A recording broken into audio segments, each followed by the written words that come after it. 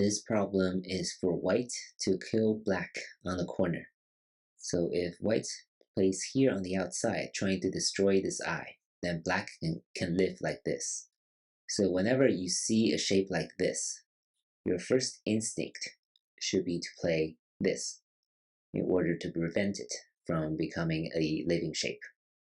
Although in this problem, white also has a priority kind of in destroying this eye, right?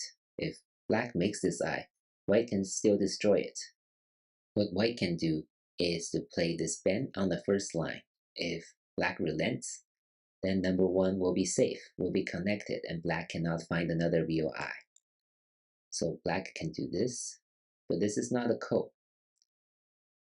White will be able to threaten to form a connect and die situation with these stones, right? These cannot be connected. So if black connects, and after all these moves, right, this will be a dead shape inside for black. Or if white doesn't move here, it's also a dead shape. White potentially can also play here at number 3. Black stands down, and now white can play this. This will also destroy black's eye here. If black plays something like this, now white can destroy this eye. And black will not be able to succeed, right? This way, white will connect out.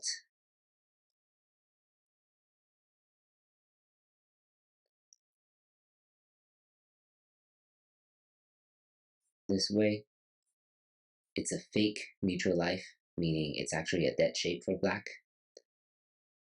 So you can work out the different variations on your own, but as long as white plays number 1, black will be dead. And this should be the main takeaway. Playing at number 1 when you have this shape in the corner. Thank you for watching.